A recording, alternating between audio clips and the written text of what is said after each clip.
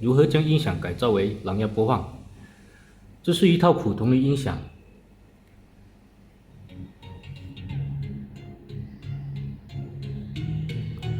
它没有蓝牙播放功能。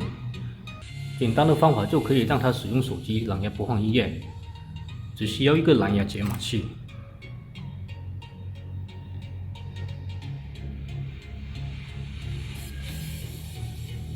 它不超过10块钱人民币。用 USB 为它供电，或者可以用电池给它供电。供电电压范围是3.7伏到5伏。